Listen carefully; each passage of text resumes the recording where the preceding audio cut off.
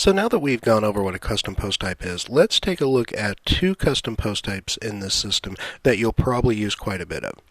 Your accommodations have already been set up, so unless you're going to be adding new rooms and stuff, you generally won't be adding a lot of accommodations. We're going to go over adding new accommodations later, but you're probably going to go over adding events as well as adding testimonials quite a bit. So looking over here at events, let's go over and click on Add New Event. And that's going to bring us to this interface here that's going to allow us to put a title for the event, and I'm just going to put in test event. Oops, sorry. Test event. Then here's where you would enter in a description of that event. And in that description, you could have any number of things. You could have, for instance, a bulleted list. You would just type in the items that you wanted, highlight those, and then tell it that you wanted that to be a bulleted list. And then you could get rid of that extra line right there. Come down, you're going to need to enter in an event date, and let's say that this is on the 14th, Valentine's Day.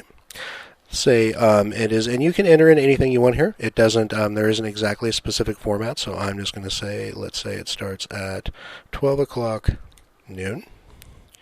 Event location is Northwestern Motel and RV Park.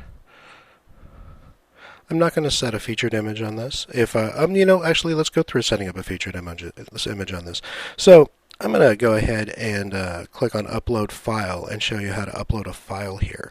Just go ahead and click on Select. This is the media. Let's go back over this real quickly. This is the media upload interface that you get here in WordPress, and it allows you to look at both your media library, which is the stuff that you have available already uploaded in the library. You can, once you upload and use a picture somewhere in WordPress, it's available for you to use anywhere else in WordPress as well. Or you can manually upload a file, and very, very simple common interface. You click Select Files, and it brings up Windows Explorer, which allows you to go through and find files. So let's see, I have a Northwestern Motel Media here, and let's say I'm just going to upload a picture of this room right here, is what I'm going to do. So upload that, then you click on that to select that, and you see you can unclick, click, and unclick. Now we're only setting a featured image, so you can only select one item in a featured image. If you were just putting images inside the main post type, inside the main WYSIWYG editor, you could actually add as many of those as you want. But as a featured image, we can. So we click Set Featured Image, and then it will import and set that as our featured image. So it's supposed to.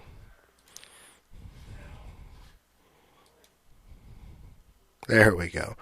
Okay, then we click Publish. Now let's go out to the outside of the site here and take a look at the events page. Now on the events page, when we go there, we're going to notice that now we have a new event. It's labeled Test Event. It shows that it's going to be on February 14th. It gives our location. If we click on that, it will take us to a page, and that page will give us a somewhat cropped view of the photo, so be aware that it's going to give you a cropped view, and just a synopsis of what's going on, and then I will also show the description of the event. So that's how you enter an event in, and now that we've entered an event, let's show you how to go in and delete an event. So here we've got test event right here. I'm going to come over here, and all I'm going to do is click trash. Okay? Now watch, I need to be careful when I do that, because it's not going to ask me if I really want to put that in the trash or not. It's just going to put it in the trash. Then I need to go into the trash. I want to completely get rid of it and just click delete permanently. Once again, it's not going to ask me if I want to do that. It's just going to go ahead and do it. There is 2 steps there to that, but be aware that you're not going to get any type of warning saying, are you sure you want to do that, at either one of those steps. So that's how we've entered in events. Now let's go take a look at testimonials. So I'm going to go down and click Add New Testimonial, and we'll type in testimonial. Here is where our description would go.